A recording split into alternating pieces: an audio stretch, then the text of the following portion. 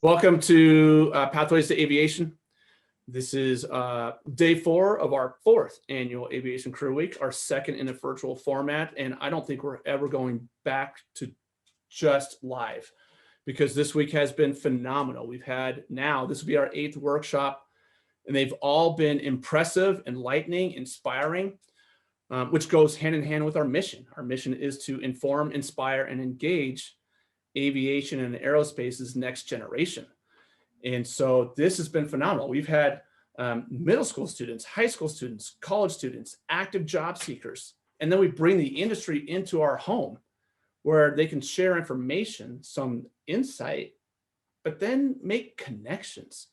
So we've had a number of attendees, the students and job seekers, reaching out to me, asking for email introductions to our panelists and others in the industry, and then fellow candidates, fellow attendees. So this whole connection, this whole nucleus of bringing people together is working. And so that's why Pathways to Aviation is thriving. It's also why we host workshops every Wednesday, because we want to keep this alive. This is a 5-day celebration, if you will, of aviation and aerospace careers. But this stuff happens every Wednesday. And on our Wednesday calls, we focus on a specific topic like job searching or resume writing. And then we bring in an industry leader who can share knowledge, career journeys, advice, all that. So we package it up so that at any one moment of time, anybody who has an aspiration of greatness or his or her own greatness in careers can gain knowledge and a connection and just like that spark to move forward. Today is dedicated to aviation maintenance. This morning we had a panel of 3 moderated by one of our candidates, and they addressed trends that are happening in hiring in aviation maintenance, where they can work. 2 of them were hiring. They offered internship opportunities and job opportunities. It was phenomenal. We're going to continue that conversation. And with us right now is the executive director of the Aviation Technician Education Council. And she's going to share what the organization does and a special program that they have that could really impact high school students, both today's high school students and certainly tomorrow's, if they have aspirations to pursue this area, technicians, maintenance, avionics, you name it. It's all part of this discussion. So I'd like to welcome Crystal McGuire into the room. And Crystal, why don't you just kind of tell us about yourself? So, Crystal McGuire, thanks for having me, Pete. This is fun, always fun to be with you and talk about things that are really exciting. I am executive director of the Aviation Technician Education Council, and it's a trade association. So if you're not familiar with trade associations, they are organizations, nonprofit organizations that generally represent the interests of a particular group of people. So for ATEC, we represent schools that have programs that prepare individuals to get their FAA mechanic certificate. So for you to have a program like that, that gives the qualifications necessary for the student to apply for their certificate, you also as a school, as a program, have to have a certificate from the Federal Aviation Administration. So it's a club that is not easy to get into. There are around 180 of these programs across the US. It's one type of aviation maintenance program, specifically has to be certificated, but like Pete said, there are other programs out there that are aviation related. Certainly high schools have aviation programs across the US that don't necessarily have an FAA A&P certificate. There are welding, there is sheet metal, there is avionics programs, right? That's sort of peripheral. A&P programs are sort of the core, if you will, of the aviation maintenance education in the US. So ATEC specifically represents the interest of those schools. We have among our ranks industry employers that put to work the folks that come out of those schools. And they're very engaged because especially as we're coming out of pandemic recovery, there are a lot of jobs that are going to need to be filled.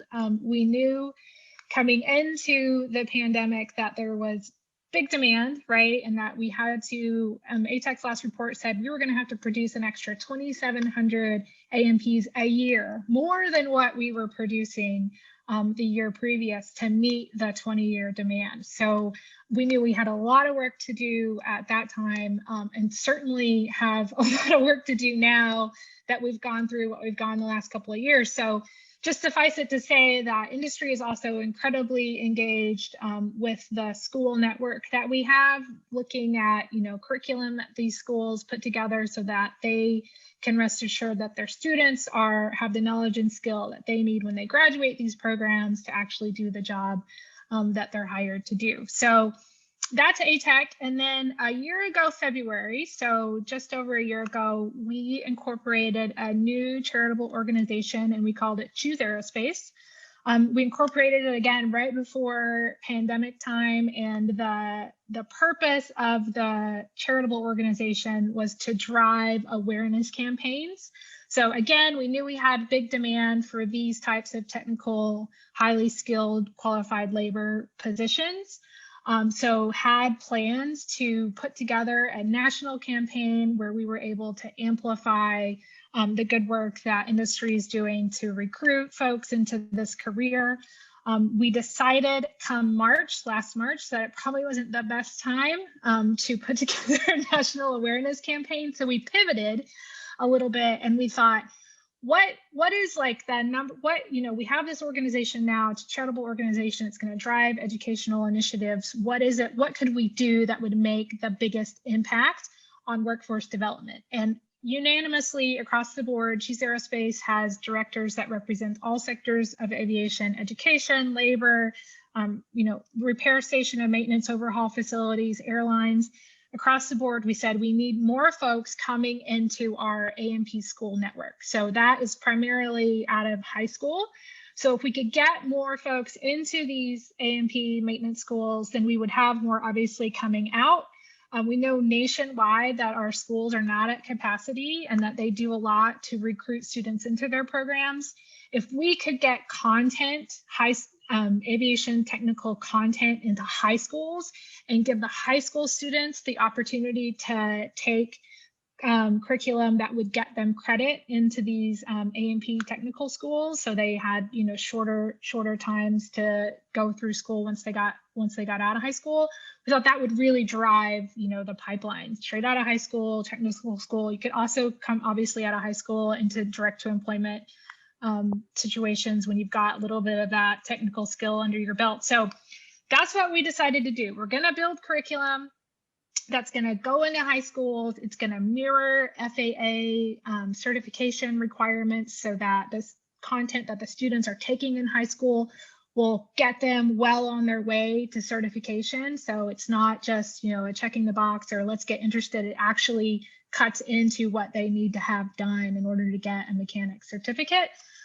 So we are about a year into that initiative and excited to say we're partnering with Clemson University to get that content underway. Pete, you're involved on the advisory committee that's looking at this content. We have a group of folks that are in industry making sure that it meets the standards and the expectations of our employers and others in industry. And so we are going to be deploying it in high schools in the fall. So we're actually recruiting right now. We have some informational briefings going on even next week. So just at the cusp, but it's a really cool and exciting time to talk about it because there's, we're not just talking about it, I guess, anymore. We're actually doing things that will get us there. And we're hoping this time next year, we will have the pilot under our belts and we'll be blowing it up. The goal is to get it in 10,000 high schools across the US. So I didn't know that number, Crystal. Maybe I wouldn't have called you. I know it was about 2 years ago, I saw somewhere where Ryan, who's a board member of yours, spoke about workforce development. So I reached out to him like I do. I think I hit him on LinkedIn or something, or I found his email and I'm like, hey, I want to talk to you. I want to, learn more about you. I didn't even know about ATEC. And he's like, hey, you need to check out ATEC. And so we talked for a while and that's how we got introduced. And at that time, we were only talking to students in our local area. but I had this vision. I bounced it off our board chair. He loved it, to go and expand our program to a greater reach so that any student can gain their skills through the skills that we provide, and that's career readiness skills. But I called Ryan. I'm like, I want to marry up with organizations so that we can provide them with leadership, and when they can provide us with leadership, and we can work as a team, because we believe that for every individual high school student, that individual needs to surround him or herself with as many resources as possible and connections to pursue his or her dreams, whatever the dreams are. We don't necessarily care what the dreams are. We just want to help those individuals achieve their own level of greatness. And so we had you guys on our call last October, and through our career symposium, and you guys knocked it out of the park, but we just got to know Choose Aerospace. That's all we did. Today I was hoping to learn more, because I know what's going on as much as I know. You know everything about the high school curriculum, and on a deeper level. Like, how can schools access? You say you want to go to 10,000 schools. Is there a process that they need to go through? Do they need to call you first? Like, how does that work? Yeah, so there's a brand new webpage. I put it up yesterday. I didn't even really get approval from my board, which, it's all about doing it and asking for forgiveness later, right? So there's preliminary information on chooseaerospace.org, and we are going to have an application process. So in order to apply, you will need to have, some buy-off from administration in the school. Obviously, that's going to be important to get a program like this off the ground. It's going to be out of the box. So I say that one of the barriers to getting aviation technical content into schools, well known, right? It's the content, obviously, the equipment. Do I need a hangar? Do I need an airplane?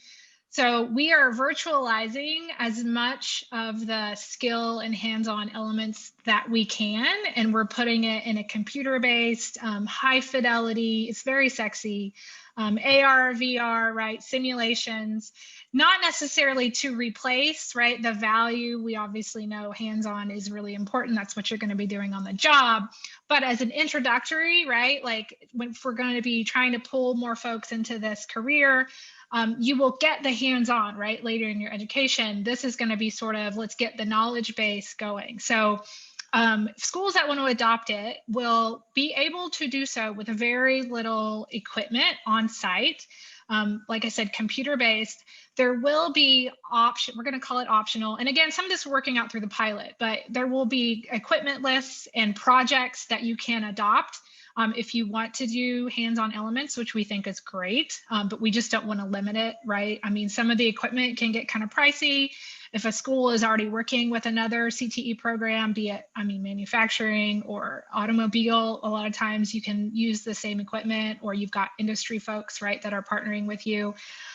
So the idea is that it would be out of the box, instructor led. There are lectures and simulations and text, right? There's all types of teaching modalities in it, so we reach the most folks. It can be used in a distance learning environment. So especially over the last year, right? If we have to pivot and go to online learning, you can do that really easily with the content. The pilot is going to be free. So we are working with grant funding and with Clemson and trying to get and our industry partners, because there's a fair amount of development costs, right, that go into to creating it. Choose Aerospace would have loved to have gotten the whole thing funded and built it and made it available for free, but we weren't able to do that in the time that we wanted. We wanted it done now. So it looks like we're still kind of negotiating the pricing, but it looks like it's going to be under $200 a student after we get through the pilot. So the pilot has been fully funded. Those that want to participate in the first year can do so free of charge.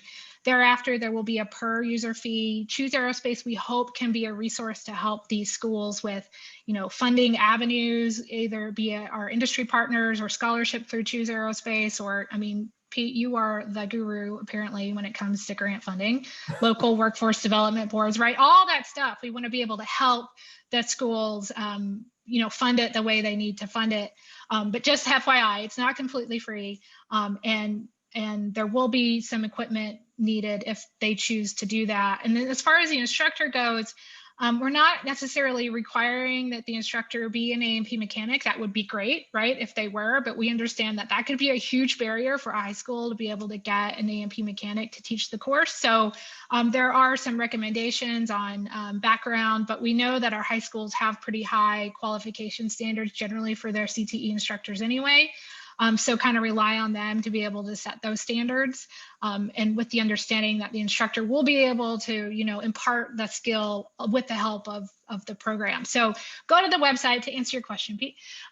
There will be, I don't think it's up yet, but there will be an apply now button probably in the next 48 hours. Today is May 13th. And you'll be able to put in your information, and certainly if you're interested in learning more, next Wednesday, we're going to be doing the informational session, and we'll record it, and that will be available on our website as well. So I think we're on the cusp of having a lot more information. We know the high schools are going to need, we're looking for a quick start, right? This is next fall. We're hoping for 20 schools across the US is kind of our goal. So we're trying to provide as much information as needed to be able to support them, but are going to need a little bit of help from our pilot schools to kind of help us, understand what exactly the high schools are going to need in order to get it implemented. That's awesome. So basically all you told me was there are really two barriers, and they're achievable, right? You think? Funding and space. That's good to hear. Right. So the funding piece, you said $200 per kid, per student. Mm-hmm. I would assume that's per year. So as a school, we just we need to budget equipment, whatever, and then the $200 per head cost, which they or we or somebody could help them go get that local, private, state, federal funding to accomplish. So that part's pretty cool. You mentioned that you've got a demo next week, which I'm trying to jump on. But if they can't make that demo, you have the recorded version. You mentioned that there are 20 schools. If for those who are representing schools who are just not ready now, but maybe ready in a year, are you tracking like a waiting list or any kind of list where you can start those conversations now to help them be strategic about their planning for 2022-23? Yeah, good question. Yeah, shoot me a note. I do have a spreadsheet that's it's growing. So I make sure that people get, the information as they need it. It also includes a lot of this is being driven, which is what I like through ATEC too, is be driven through industry, right? So industry needs the folks. Industry is going to be interested in the qualifications as they come out the door. So they need to be the ones really sort of driving this and supporting the school. So my hope is that we can get industry to fund. So I'll just call it, so Duncan Aviation in Utah, a member, somebody there is on the advisory committee. They have a foundation. They have a lot of schools in Utah that are interested in implementing it. They can apply to the foundation, right, to get funding. And so that's my hope, is that, Delta is the same way in Atlanta, is that a lot of times we can pair them up with a local employer who wants to build that pipeline. Obviously, Pathways to Aviation has a a role to play in that as well, right? Trying to get them all the way there to where they need to be. So that's also what we want to be able to do. So the schools, of course, technical schools who have high school partnerships now, and they want to be able to expand their reach, or they want to be able to adopt content. So maybe they've got high school students coming to their location. This is something where maybe the high school students can take the content at their own location as opposed to busing them in.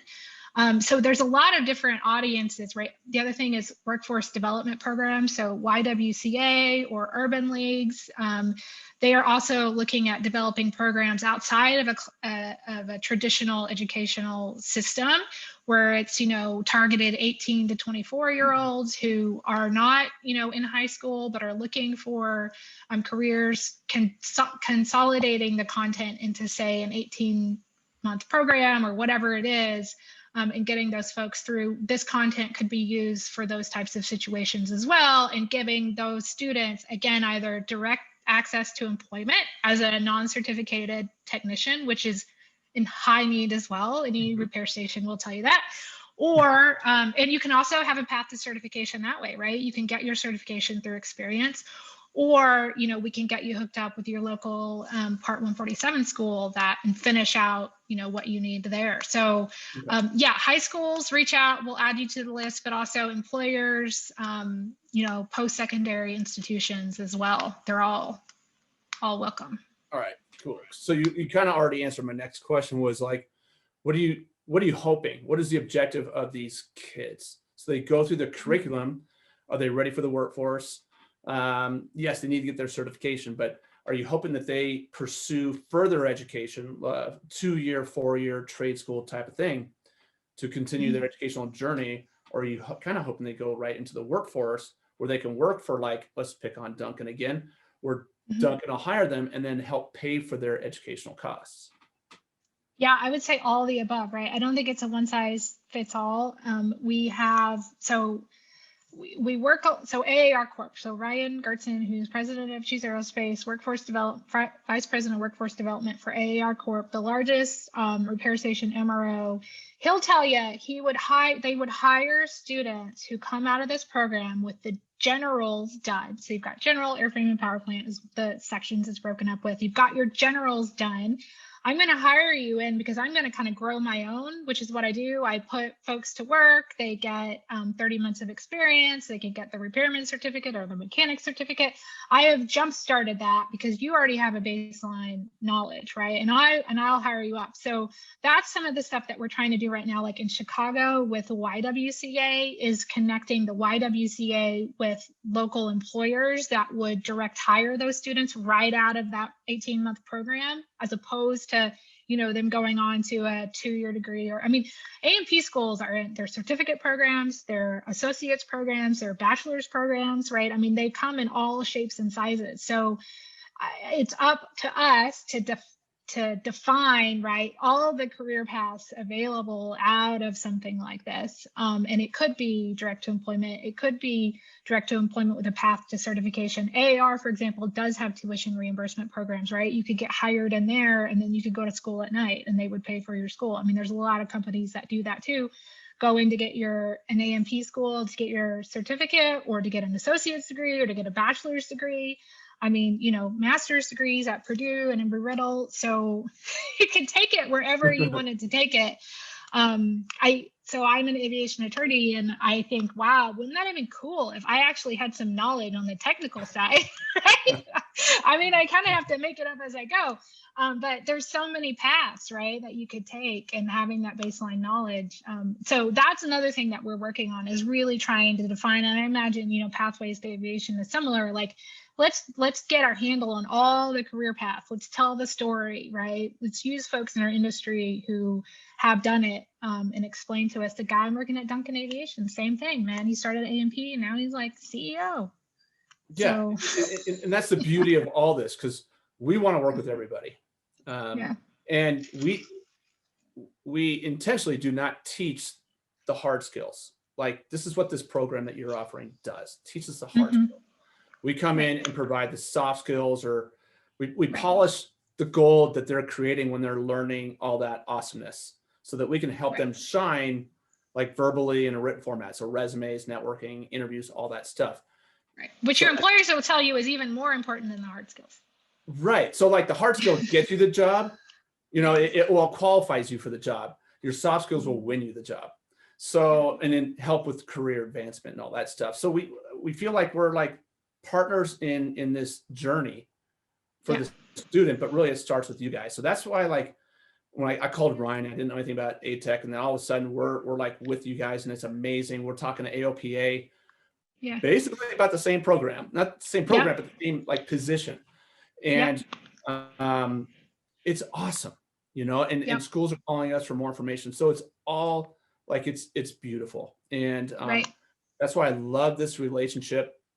And this curriculum. I mean, I took a look at the back end, and it's like, holy cow, I wonder if I could take these classes and nobody will know. And then I can go get certified myself.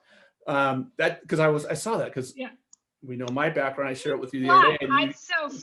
Fluid lines and fittings, right, is our module that we're looking at now. It's the first one that the advisory, and I took it because I'm like, I need to know this stuff too. So it's really great.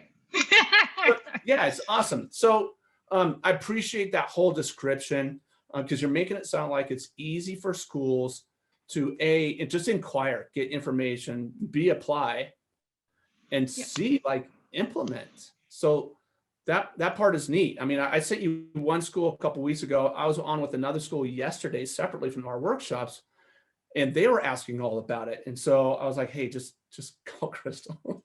I mean, I shared as Yeah. much as I could share, but Yeah. I was like, I'm not the guy. And if Pathways can be the broker, the connector to making that happen, the school wins, but ultimately the students win. And that's all we care Right. about. Like, man. Right. So Right. appreciate the information. What haven't we covered that will help a school or an educator? Yeah, well, the other thing that you mentioned, AOPA. So AOPA, the trade association that represents another community, pilots, they have great curriculum, and they're our muse. Like, I'll tell them straight up, like, we want to copy you. So they have curriculum that's in, I want to say 300 schools across the US, I think. Okay. And it's focused more on operations, ground school, UAS. We actually asked them back when Cindy Hasselbring was doing it, can you please do maintenance? And, it's a whole nother, it's so advanced, right? So what we would love to do, like if schools already have the AOPA curriculum, we would love for them to maybe adopt another track, right? This isn't a replacement for that at all. We see these things working together. You could have a maintenance track in addition to your pilot track and your UAS track. So those are the folks that the gentleman that you introduced me to the other day from New Jersey, they already have an idea about how it might work because they adopted the AOPA curriculum, which is free curriculum for schools. So I would just say, like, if you already have that in place, we hope that this will work similarly, right? We'll have some professional development things available to the instructors, but it will be very much on the school, on the high school, to sort of make sure that they've got the resources and stuff in place to get it implemented. And then we hope to be able to just provide you the content, the contacts if you need them, resources for funding and that sort of stuff. But yeah, so that, I mean, it's a great way to illustrate sort of what we're doing. Very much impressed with what AOPA has done. Yeah, doing some great work over there. Awesome. I know for Nevada, 3 years ago, I was part of a team to write standards for pilot training and aviation maintenance for high schools to develop those standards so that when curriculum came forward, it was just plug and play. We can time to the standards, makes it a heck of a lot easier for the instructors. They don't have to worry about it because they have to tie curriculum to standards. Right. Bam. So I'm sure many other states have the same programs, so they can easily just plug and play. That's what I love about both of these. And then if maybe not partnering up with AOPA, but those schools who have those AOPA programs can just add a little bit. Now the students have like a wealth, because I know that there are a lot of students who want both tracks. Yeah. Because they want to understand that aircraft that they're operating. Yeah. And if they have that knowledge, they're going to be better pilots. So we get a lot of that from students. How can I do both? And we're like, that's awesome, Yeah. Yeah. I'm in Oklahoma. I'm in Tulsa. And I mean, there's a ton of schools here that have adopted the curriculum, and they came to us, which is one of the reasons we decided to do it, right? Like, we didn't want to just create it and, oh, here's a great idea. I mean, we were being asked for it a lot, hey, we've got this, do you have anything on the technical side?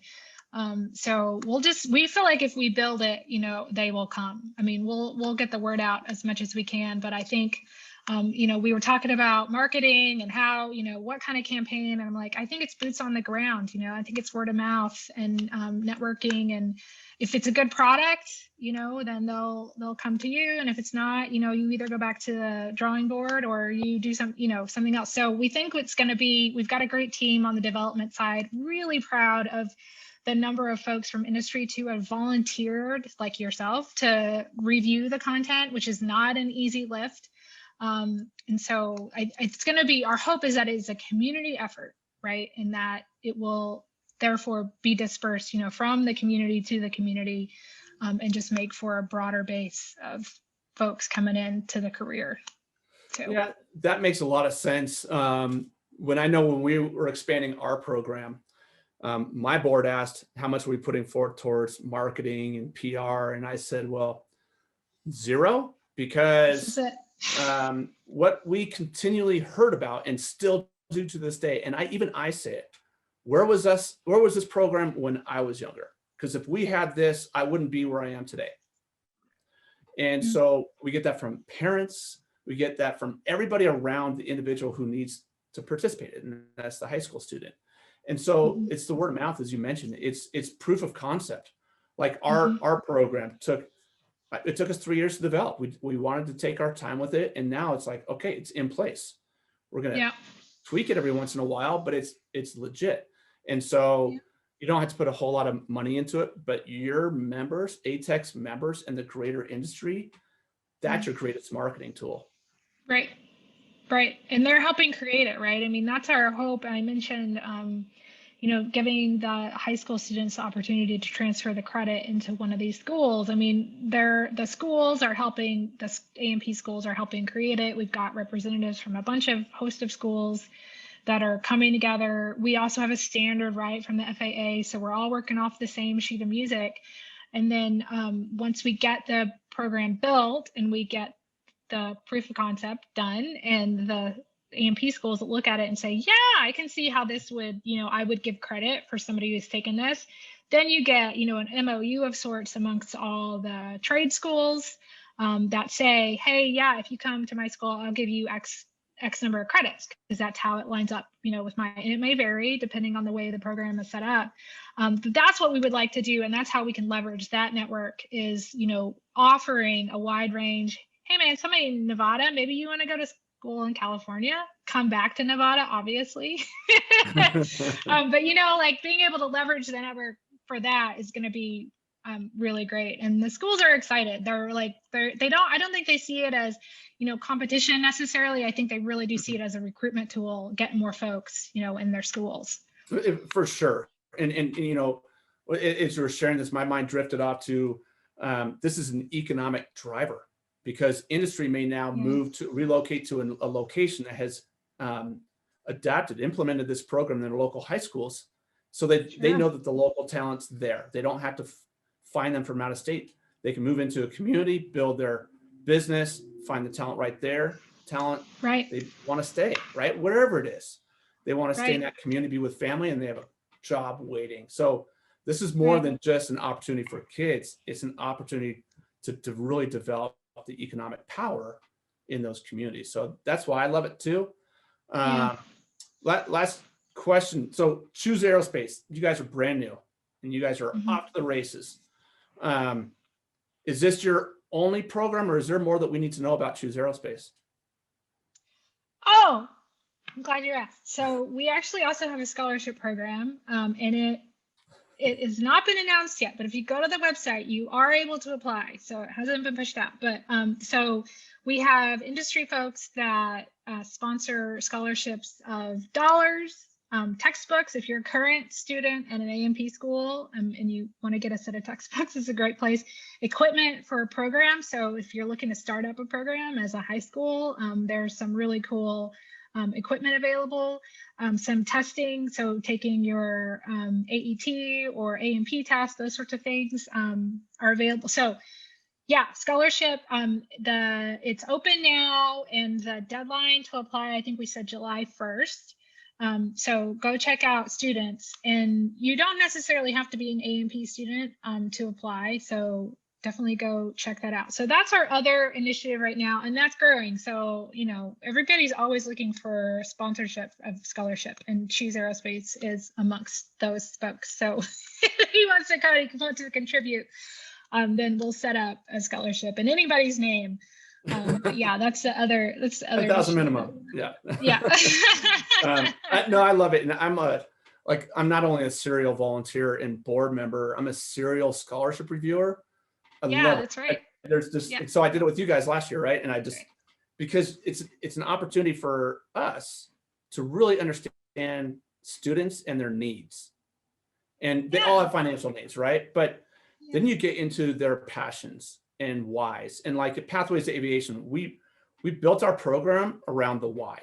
why do you want this career? Why do you want this industry? Why do you want this specific job? And if you can articulate your why, it's game over for you. You have launched into a new realm and you are ready. And so to us, you know, and so I read their whys when I read the scholarship applications, and I'm just blown away. Like, I want to meet you and I want to thank your parents. So it's fun. Yeah, that's cool. We get some real winners, don't we? I mean, some of them are just really, really impressive. So it's fun. It's fun to do. And again, like with the volunteerism, I tell people this all the time. I'm like, this community is like the best, because anybody will I mean, people like yourself, right? Like, they volunteer, they share, they contribute their time. You know, I mean, it's just a really cool community to be a part of. So that's just one aspect of it. But yeah, scholarship, come apply. Yeah, and it's on our website, on our calendar, the whole bit. So I'll put up more information about it. But you said July 1? Yes. Okay. So is that a Saturday? It's early July. Go look at it on the Saturday, right? So, you drop knowledge for the instructor, the educator, and then you just dropped a big one, a gem for the students. So that's huge. Is there anything else we need to know about you or Choose Aerospace or ATEC before we close this interview? Well, okay. So the only other thing I would say, like, you can always join. You don't have to be a member. You can join ATEC's newsletter mailing list on our webpage. And so we do a lot of, you know, webinars. We just did a webinar yesterday. What is today? This week, on, like, if you wanted to create an A&P program, and I talk about, you know, people sharing. So those types of webinars are generally free. So you can sign up for the newsletter. And then I expect all of the information about Choose Aerospace will go out through ATEC, because ATEC sort of, you know, the communications channel. So if you're interested in what's going on with Choose Aerospace, join the ATEC newsletter mailing list, and you'll get stuff coming out. I expect we'll do, you know, series of workshops and stuff just surrounding high school programs, you know, obviously highlighting things like Pathways to Aviation, where they can get support for their students and programs. So all of that, I mean, it's a big project, and I imagine there will be a lot of aspects that, you know, come out in support of the programs. Our annual conference, we're going to be in Fort Worth next March. And so we were supposed to be there 2 years ago, right? And we canceled 2 years in a row. It's funny how the agenda will have shifted. So we're not going to replicate the agenda we would have had in 2020. 2022 is going to be really highly focused on these high school partnerships. So we'll do, you know, a whole track probably, in hopes that we get some of our high school friends to come down for that and meet sort of the network and the community of schools where your students may be going after they finish their high school program. So those are the two things. I say sign up for the ATEC newsletter to make sure you get all the information. And then especially if you're in the Texas area or you want to come down, we'll have that event in the spring. So I just learned two things. I learned that me attending these virtual webinars is not illegal. I thought I was tapping a link I shouldn't have been. So thank you. And I've been to Fort Worth. It's awesome. And it appears that I'm going again. All right. Oh, yeah. You're already on the agenda. I probably haven't told you that. Oh, sweet. I'm sure. And then, so a question came in. I think it's a great question. So we've been talking about high school, and you kind of mentioned that 18 to 24 gap, but opportunities that you can think of if you're out of high school, maybe out of college, or maybe kind of aged over, opportunities to dive into this industry through that aviation maintenance channel for those who are older. Any thoughts come to mind? Well, I can tell you, leading into the pandemic, you don't necessarily have to have an FAA certificate to work on things that go on an airplane, right? You can be a non-certificated technician, and a lot of, especially repair stations, there's a database that FAA has. It's called the Repair Station Database. You can probably find it if you just Google it, and it would tell you all of the companies that do work on components or pieces of the plane, and they're all over. There's like 5,000 of them across the US. So a lot of them hire, even if you don't have an experience, but you've got a good work ethic, or you've got maybe some, you know, hands-on technical experience. I mean, they would hire an auto mechanic, no problem, no questions asked, right? So you could get, and there's a lot of opportunities in those types of facilities because, like I said, you can work towards either a repairman certificate, which is a little bit different than a mechanic certificate, or a mechanic certificate, or you can, just float through as a technician. I'm in Tulsa, and there's plenty of MROs here that would hire folks that don't necessarily have experience in this area. And then we're hoping to be able to develop more of these community-based workforce programs like the Y and others that we've had talks with, that maybe you could do like a shorter, certificate program, which isn't an option for everybody, but maybe you could even do it while you were employed, at a place like AAR, for example, who might even pay for it. So that would be, I would start probably with the repair stations. Like they're great, and they don't like to say this, but they kind of feed sometimes, right, into like a regional airline, if that's the track you want to go to a commercial airline. And so they're definitely paths to certification outside of the education, the school path. And it's big. I mean, I think the schools produce 60% of mechanics, but military and civilian experience produce the other 40%. So it's, people go both ways. All right. Maybe I missed something. Didn't you say you were an attorney? Like, how do you know all this stuff? Yeah, I've been doing this for a long time. All right. That's a whole other conversation. All right. Crystal, this is amazing. I appreciate it. I had a vision for this session and you surpassed my vision. So that's awesome. Okay. You dropped a lot of gems, and that's what we like to do here. And I think you provided some insight for educators, students, and anybody looking to get in the industry, which is phenomenal. And we love what you're doing. We love like working with you. So, because like back when I said a few minutes ago, like we want to give students as many resources as possible for them to achieve their greatness. And taking you along our ride and hopefully us along your ride, this industry is just going to, I don't know, boom, it's going to thrive. So yeah, I appreciate the time you've provided us today, and I definitely will be talking to you soon. But thanks again for all that you have done and participating in this today. Yeah, thank you, Pete. And thanks for doing this. Great way to get out. Appreciate you. It is. It's awesome. All right, you. Thank you so much. Okay. Enjoy the rest of your day. Bye.